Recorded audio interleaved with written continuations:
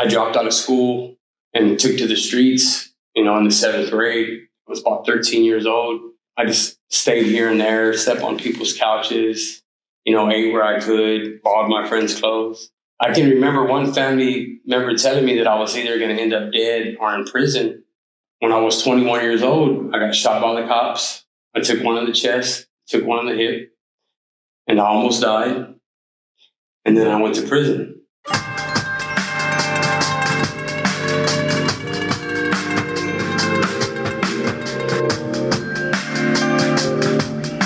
In this episode, I'm talking to Johnny Ward. He spent about 17 years in prison. While he was there, he finished a bachelor's degree in behavioral science and a Master of Arts in literature from the University of Houston Clear Lake on the Ramsey unit south of Houston. We actually filmed the interview on the Free World campus of the University of Houston Clear Lake because one of the things he's done in the last 2 years since his release is work toward his goal of becoming a professor one day. So he's connected with some of the professors who were his teachers there inside the prison, and they've begun mentoring him, helping him towards that goal. Something else he's done in the last 2 years since his release is start an LLC called Prison to Purpose, which is all about advocating for higher education in prison and prison reform. And as a result of that, he published a book, an anthology called Gridlock, which consists of stories of classmates that he left behind while in prison. And they talk about their own ideas about what higher education in prison should look like, what prison reform should look like. If you'd like to hear more success stories like Johnny's about people who have been released from prison and gone on to become successful, whether that means by actively participating in the community, pursuing higher ed, or starting their own business, please subscribe to the channel first and foremost. That really helps me out. And also share it with those who you think might benefit from it. Thanks. I thought about driving out to where you stay, but I thought it'd be cool, also to be right here on the university campus, which is just the end result, the culmination of what you went through in prison, and now here you are on a university campus. And so the purpose of the interviews that I've been doing is really to showcase people who have been successful upon release from prison, but not where success is necessarily measured with money. That often is like the emphasis. To be successful is to not come back to prison and make a lot of money. But we can be successful as starting a family, raising a family, being involved in the community, or in our case, pursuing higher education, which doesn't make a lot of money, but it's something that you and I and some others are passionate about. And so I just really wanted to showcase people who have pursued that route and kind of change some of the stereotypes people have about people who go to prison or come out of prison. So with that, if you could just say a little bit about your upbringing, your life as a youth, and then eventually, what led you to get involved with the justice system. So, my name is Johnny Ward. I'm originally from San Antonio, Texas. Originally, I grew up in a real toxic, real violent environment. Education was never a priority. It was just as I look back now, I can see education was never a priority because I was so focused in on, the things that were going on in my household. I think when I was in elementary school, we moved like 13 times. And so I never really had any stability in my life.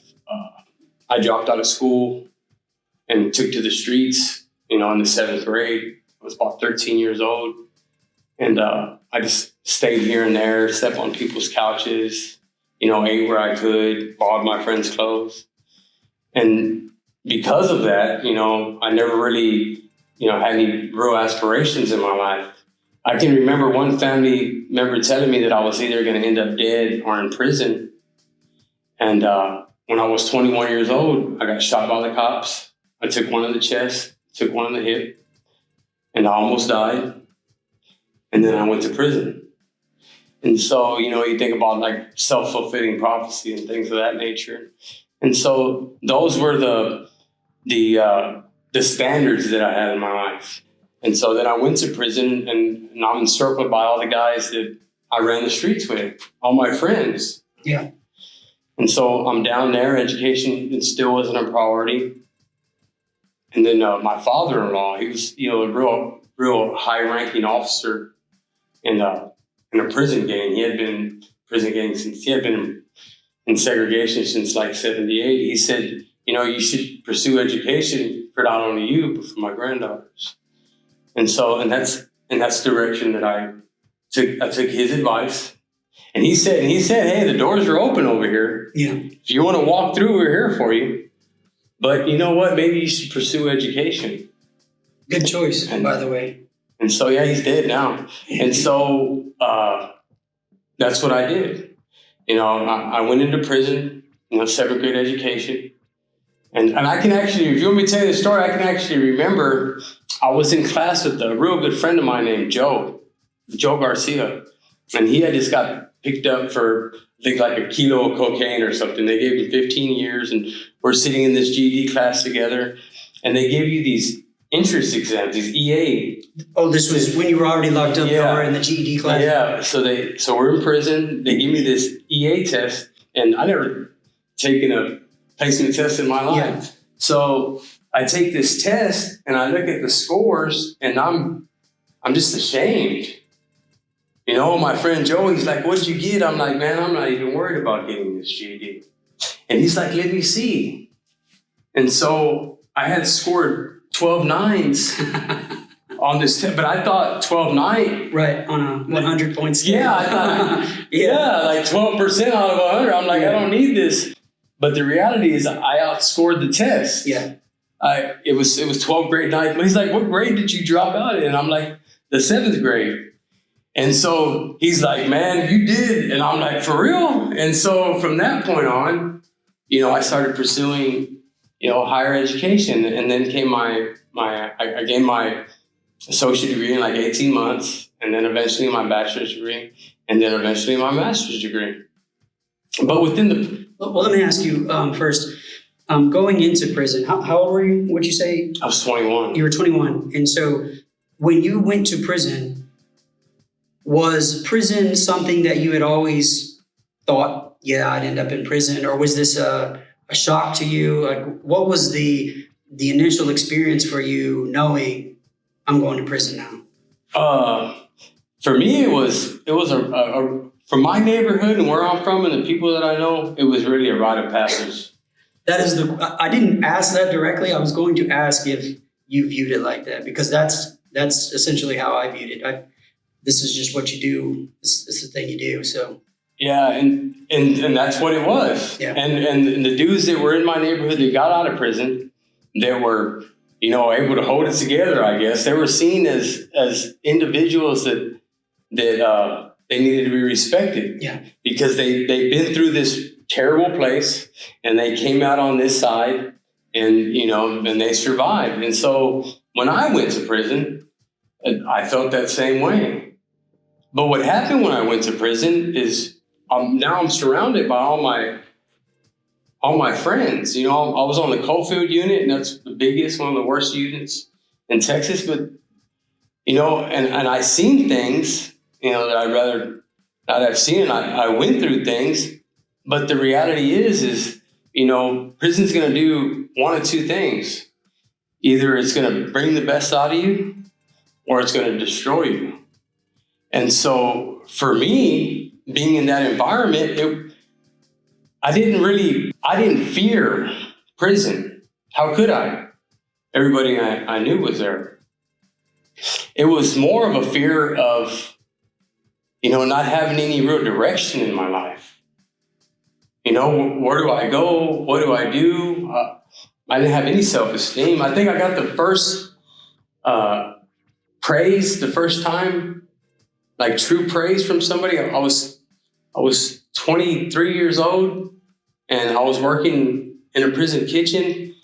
And the first time I got real praise from somebody was from a prison guard, and it broke me down. Yeah, I didn't have that in my life, and so and so that was the situation that I was living in. As far as pursuing higher education, even as far as pursuing anything beneficial in prison, it's a toxic, negative environment, and you're going to have 20 people telling you why what you're doing doesn't matter. Yeah. Ultimately, it's not going to lead up to anything. Yeah. What's the point?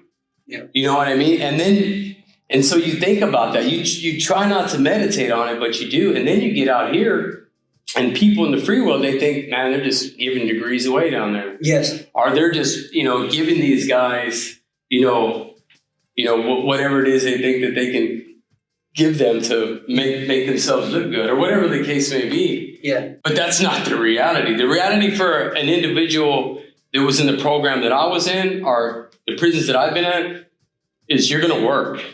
You're going to work, and you're going to study, and you're going to have to stay focused in an environment that can be really loud, that can be really violent, that there's no real benefit. There's not somebody waiting to tell you, what a good job that you've done.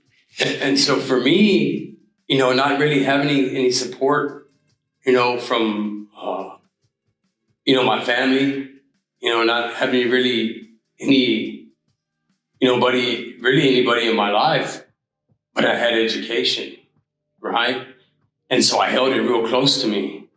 And so that's what I soaked all my energy into, textbooks and writing. I used to make fun of me, but I used to carry a bag of textbooks. Like people would write writing projects, and they would request Westerns. Yeah. I'm requesting textbooks, and I'm going to carry these textbooks. And so that's what I did with my free time. Yeah. And I was hoping that one day that all this work would lead to something, but that's all it was a hope. Yeah. Right? So I used to write all of those organizations that send inmates free books. And so for me, it was more religious. So I was doing like a correspondence course on Islam in Saudi Arabia. I was doing correspondence courses on Zen Buddhism in LA, Hinduism in New York.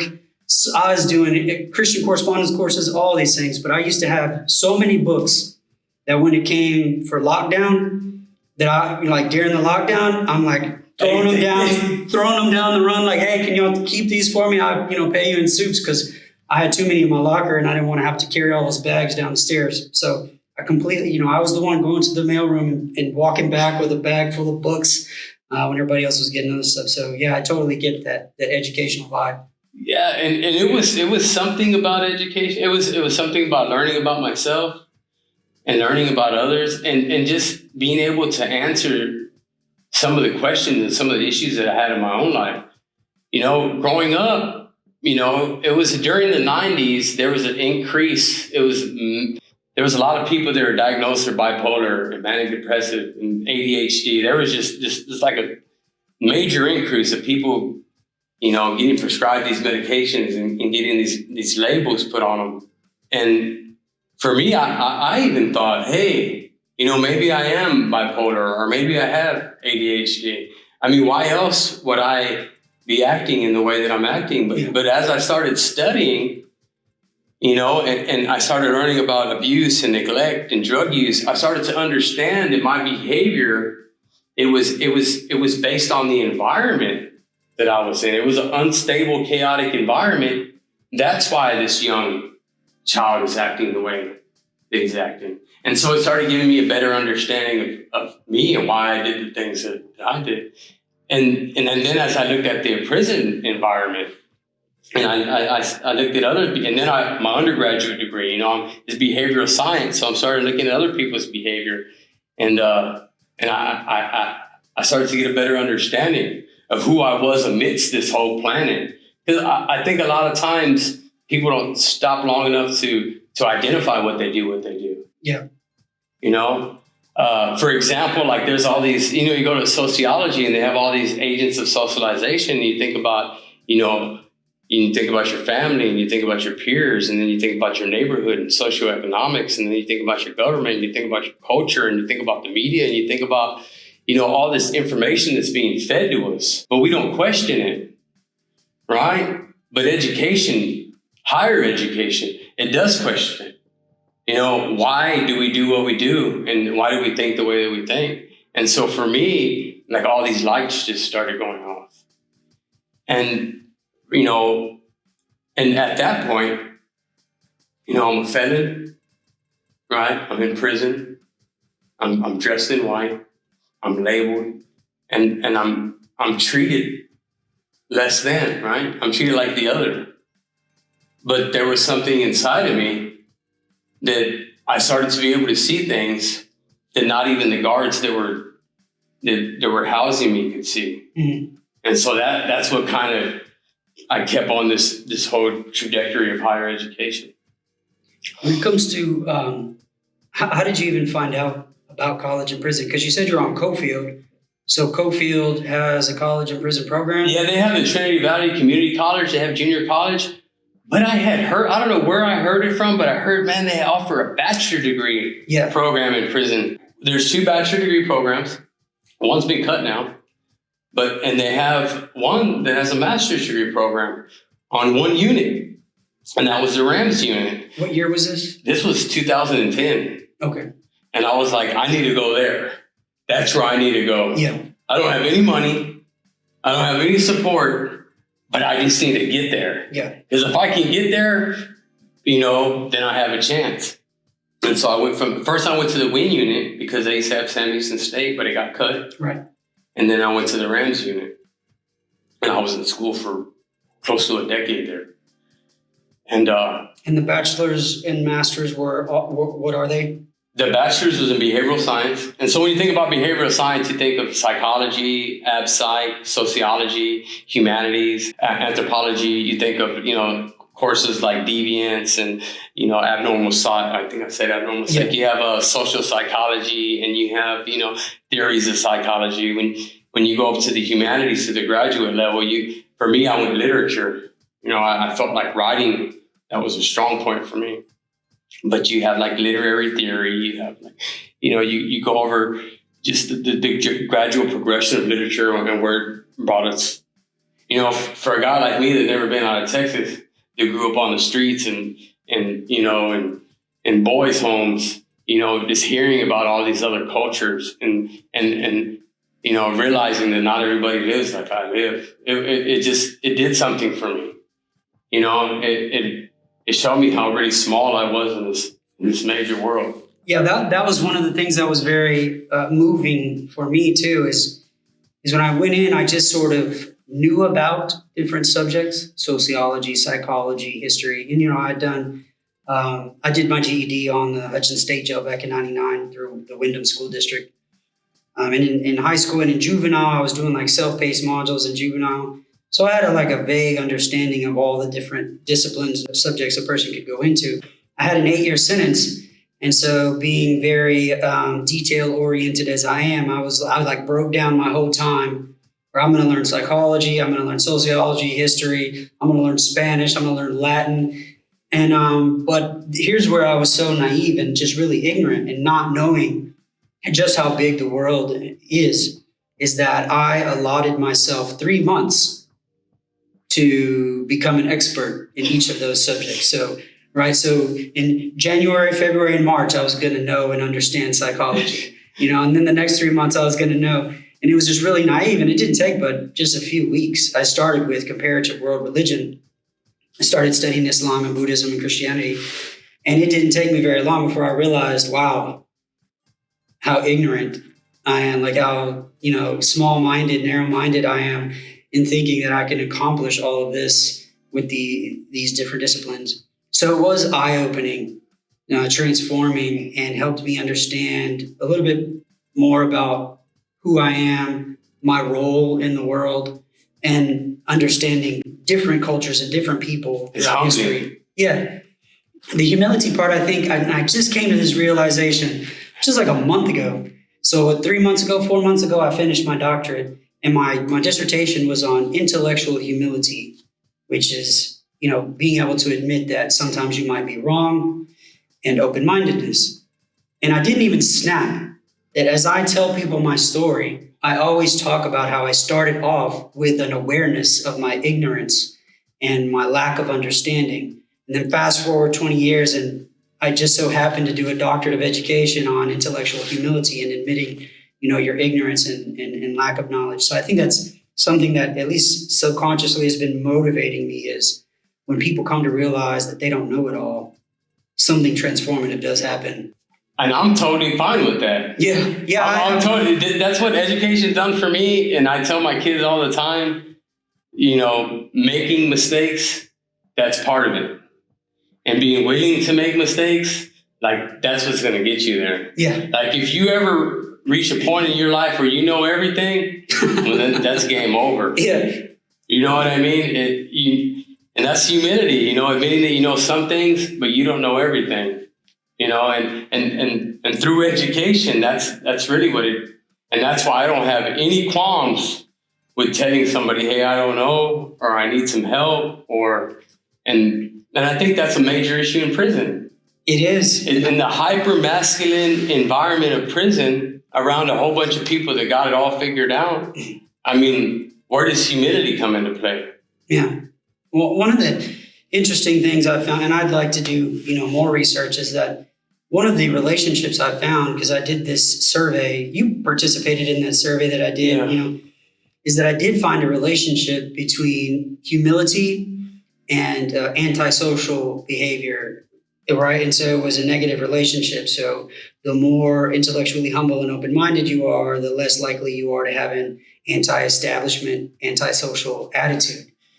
Well, in criminology or delinquency or deviance, antisocial peers, antisocial behavior, antisocial personality, all of these antisocial features are like the number one risk factor when people are trying to assess, the predictability of our coming back to prison and our security risk.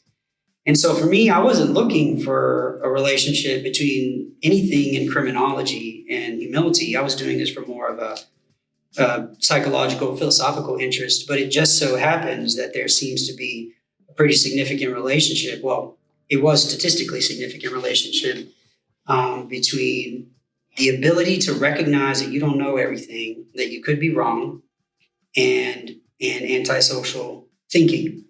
So, that one of the things I'd like to pursue is just the idea that maybe if we do introduce the kind of education which leads people to realize that they are, in fact, very ignorant about the world, and that they do need to have a certain open-minded disposition, that will indirectly address a lot of these antisocial thinking and behaviors that is so prevalent in the prison. That's going to be, ultimately, what allows, people to come back into society and be productive. But that closed-mindedness not only comes from the inmates.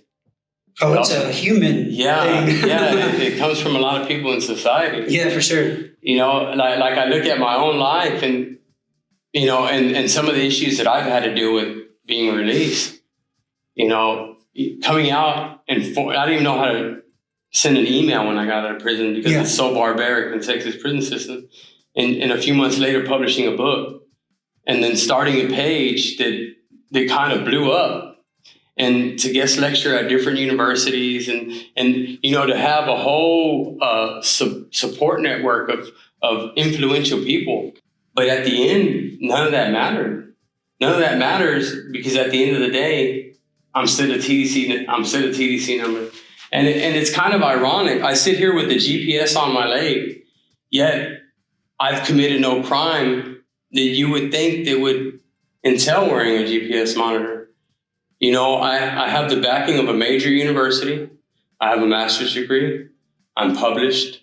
I have no parole violations whatsoever. And the one that they did say that I violated, my PO admitted that she never investigated, and the person that made the accusation admitted that I never did anything wrong, that they were lying. But still, those things did not matter. Yeah. So to sit here, working on a professorship and being an author and have committed no crimes, and to still be treated like the individual I was X amount of years ago. And I'm not operating on any type of, look, I'm an author and I'm working on a professorship. In spite of having this on my leg, I'm in a pretty good area in my life right now. Yeah. I've reached milestones that a lot of people haven't. So I'm not disgruntled in any way.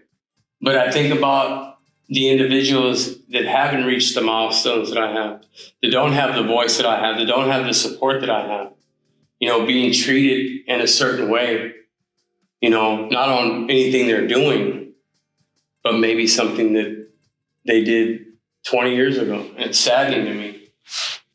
One of the issues there is just lack of access to opportunities. So different factors, different conditions led each of us to want to pursue education.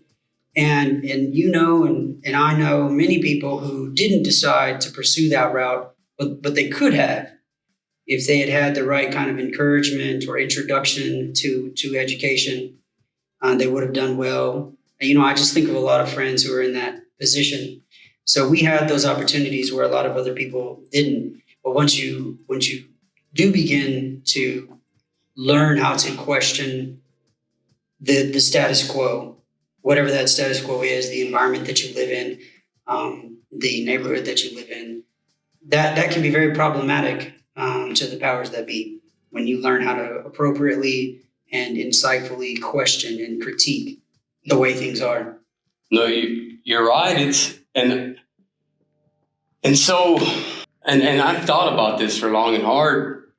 If they get a lot of individuals, I'm saying the powers that be. It's not like I think that there's some guy sitting on a hill somewhere orchestrating. Oh yes, everything. Yeah. I believe that it's machinery. I believe that as far as the prison system, it's economic machinery, and men, women, we happen to be the individuals that are moving this machinery along.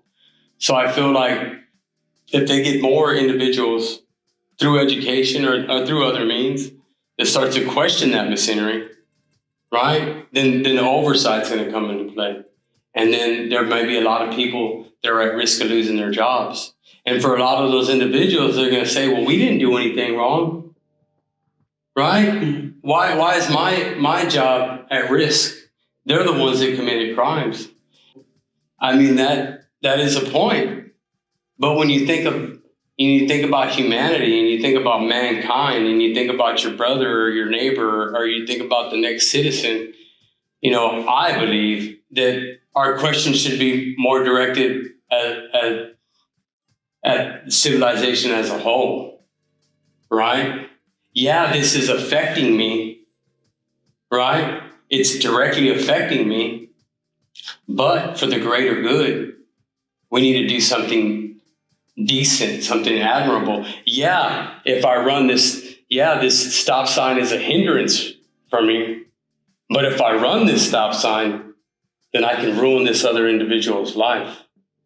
And so that's kind of how I see the prison system. While it would disrupt this economic system, at the end of the day, I mean, if we're looking to, better mankind, help humanity, then we need to stop pouring, resources and stop using human beings as objects and start focusing on the greater good.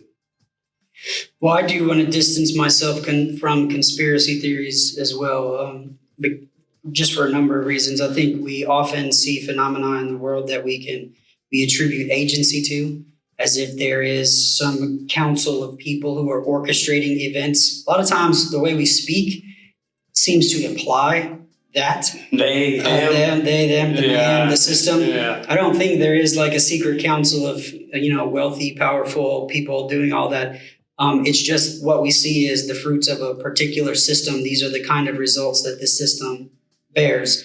And so I am also not an advocate of just outright revolution and all that jazz, which is kind of common in our circles. But I am about reform for sure. I focus my whole answer or response to all of those problems always just goes back to education. That whatever punitive systems are in place, we can argue about what's appropriate and what's not appropriate. I did that with Tracy the last time. He got a 50-year sentence as a teenager, his first time getting in trouble. That's outrageous. There's a huge difference between 2 to 10 and 50 to life. There's this huge middle ground there. But anyway, aside from all that, my real point is that when it comes to reform, whether it's of the criminal justice system or the educational system generally, there's a particular kind of education that enables and motivates people to begin thinking critically about their surroundings, their environments, and thinking imaginatively about ways forward and how to enable progress, and which is dominantly the things that we often refer to as liberal arts, humanities, critical thinking, philosophy. Those are the kind of subjects that sort of bring that light bulb on in people's minds. And so I think that education is a huge factor in the appropriate way to address criminal justice issues. And for you and I, that seems to be intuitive, but the general public doesn't necessarily appreciate that for a number of reasons. It's just punishment and more punishment, or punishment alone. There's no rehabilitation. There's no reform. And I think part of that is that, you know, in U.S. society, in society as a whole, I feel like there's a competitive nature to everything that we do. Being from auto sales, right? Being from schools and universities, there's this competitive type, nature to us, right? And so what happens is when you have the average citizen that hasn't committed a crime, that's been hardworking and honest, and they see this individual in prison getting this free education, I think that competitive nature is spurred. And they go from, I didn't do anything wrong. Yeah. Why can't I have an education for free? Must be nice to go down there and get educated for free. But, for an individual, that has a sense of rationale, they would think, would I rather educate this man, right, or this woman, and have a neighbor, that's educated and motivated to do right, or would I rather stick a negative connotation to this education that he's receiving, right? Because I can't have it or somebody else can't have it, and rather, live next to a person that's still engaged in negative behaviors. Well, I think the officers, because I know we often get that from the officers and the public, is like, why do they get an education and my kids can't get that college education? And there's a lot to that, money and cost. I think they should have that kind of education also. I think education ought to be offered much more liberally and freely than it is today, because that's really key. That the competitive spirit, though, which is a topic for a different discussion. I think that self-interested competitive nature is just an inherent part of our human nature, which is why I don't agree with certain ways of construing the real problems in criminal justice. So we did kind of get off topic, but after having gone through the educational process, you finished a master's degree in literature. What year was this? 2018. I walked in 2019. And you got out in 2019 also, right? Yeah. Yeah. So what has it been like getting out? Like, what kind of challenges have you encountered? You did mention several already. You talked about your ankle monitor. You talked about being just really ignorant about different things in society. So completing a graduate degree and getting out of prison has been both rewarding and eye-opening. It's stuck me in this unique category that while I have been to prison, right, but I have a large amount of education, what do we do with them? Yeah.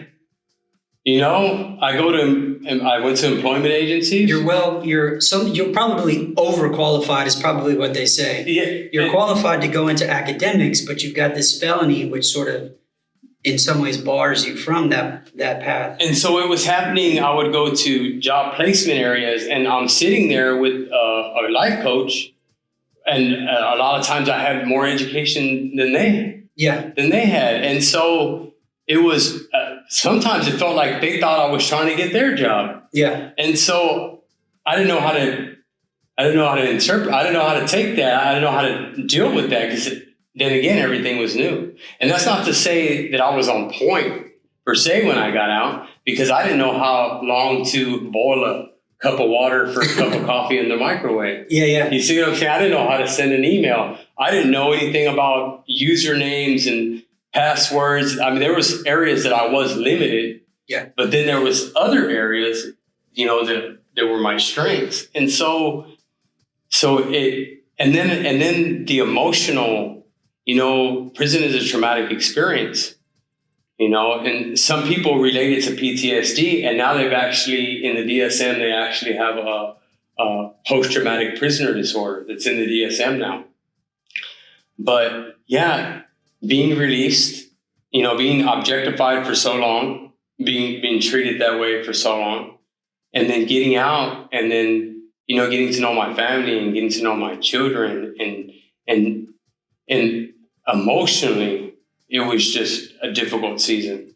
And then in trying to interpret the job market, it was like, on one hand, they're congratulating me. On the other hand, they don't know what to do with me. Yeah. Right. And so that's what kind of led me to starting the blog From Prison to Purpose, and that, just sharing my experiences, and that kind of blew up. And then it really did, by the way. I just want to say that for anybody who hasn't checked into his blog, you're still doing stuff on Facebook. Yeah, right? It's still hanging on. Yeah, Prison to Purpose. When you first, you got out like in the fall of 2019, right? And then I met you in like January or something. I reached out to you through Facebook, and it was only a few months. It went to like 4,000 followers, that. It's because you are a great writer and you have really good insight. And so, and it was just me expressing, you know what? And ultimately, like, I'm not here to sell anything. I'm not here to gain anything. I'm just going to tell you what I went through, and, what other people are going through. And that's all I can offer. You know what I mean? Which is the purpose behind the anthology. Yeah. Right? Yeah, it was the whole purpose behind and so, and then it was the page. And then I said, you know what? Well, these people, they know that I have this MA behind my name, but I don't think they can realize like what I can do or how serious I am. So I put this book together.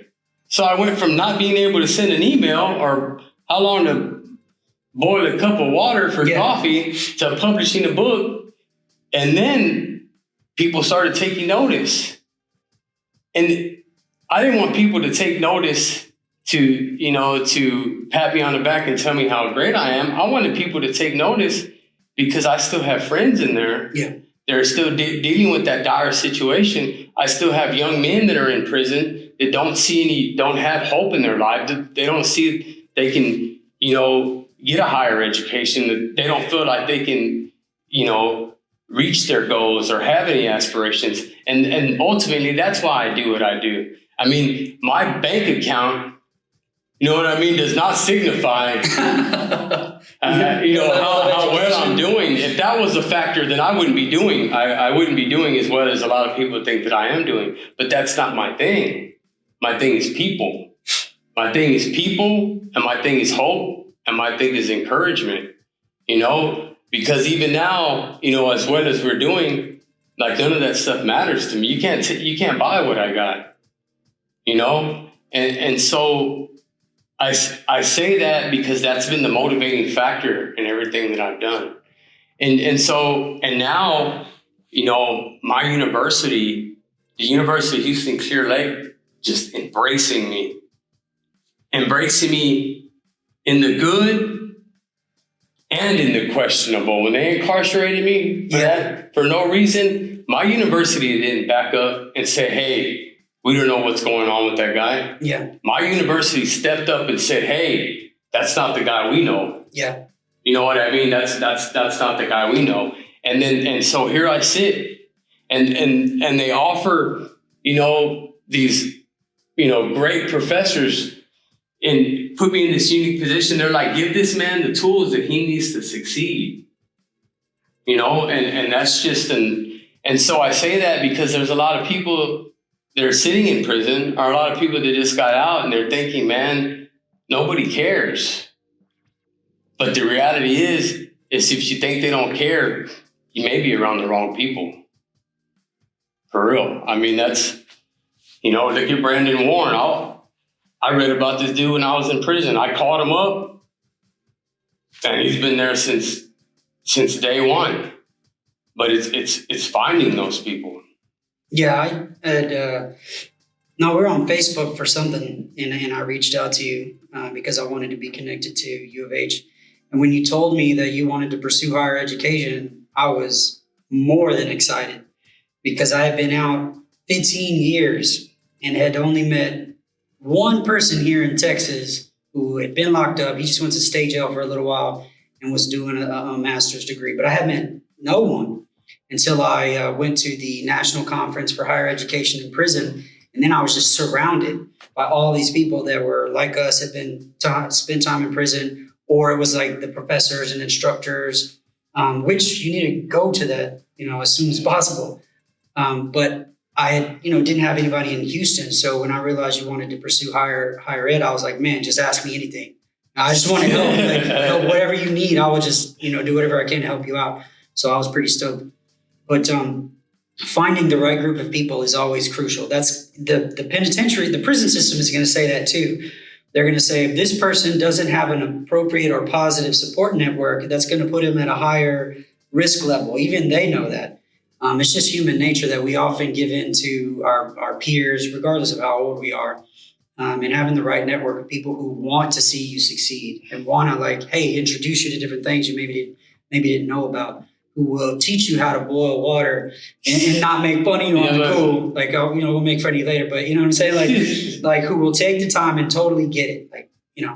How to pump gas and use the debit card machine and all that jazz. So having the right group of people to help you and enable you and empower you to make progress. And I know I always praise my university, but man, it's been from President Ira Blake to Samuel Gladden to Dr. Supermanian. I mean, there is a whole, to Dr. Gessler, to Dr. Romero, to Dr. there is a whole roster of people that have stepped up and said, hey, this is our guy. Whatever he needs, we're going to help him with. Not only me, but my kids too. Help my daughter get into school. Yeah. That's been, it's been awesome. And now they're like, hey, what do you want to teach? Yeah. Right? What are you going to be teaching? And it's just, that's an awesome feeling. And so what are you going to do with it? How do you see yourself moving forward? So for me, I have a soft spot for young people because I can remember being that young person and not having any hope. You know what I mean? And so when I think about these students in here, when I think about the next generation of leaders, it's about, I want to teach them to think critically, to not take everything at face value, to question everything, to question labels, to question stigmas, to question systems, because this is going to be our next generation of leaders. And if they call everything into question and not take everything at face value, then ultimately, because of the greater good, things are going to change, right? And so, and that's where my heart is. To show the world that just because you made a bad choice, that doesn't mean you can't change your life around. And just because you've been caught something in the past doesn't mean that it's got to carry over to your future. That's what I want. And so when I sit in these classes and when I think about these young people, ultimately, that's where my heart's at. You know what I mean? That's what I want. And, and throughout my career, my academic career, there's been people that seen something in me, right? That seen potential in me, and they operated on, they treated me accordingly. And that faith they had in me brought me to this point. The educators that seen potential in me and had faith in me, I want to be that for the next person. Yeah. You know what I mean? I want them to be the catalyst that allows them to. And for an educator, they think all it takes is one, right? If I reach one, it was all worth it. And so the other day I had the realization, I'm like, man, hopefully I'm that one for a lot of my professors. That you're that one. I hope But I think just what you've done with the anthology, the Facebook page. You're still in communication with those guys. You personally have reached more than one. And the people that you've touched out here in the last couple of years now that you've been out has done quite a bit. So you've reached more than one. Somebody else told me that the other day. He's been out 2 years. He came back in and visited the truck driving class that we have, and he left telling me that he was all feeling good and whatever because he had such a warm reception. I said, man, you probably changed more than just one. That's just bare minimum. That's a good goal, but we can do so much more. So that's been my goal this whole time. That's why I pursued the doctorate. That's why I'm still here. I had the opportunity to teach free world kids, in the college setting, and I said no. I want to stay in the penitentiary teaching because I don't know how to deal with these free world college folks. I want to stay with people I understand. But that's what I'm all about. So the fact that we're right here in Houston is pretty cool. I just want to help and be a part of whatever you got going on. So. Yeah, I'm hoping that you come over here. Well, that's for another time. All right, well, thanks, man.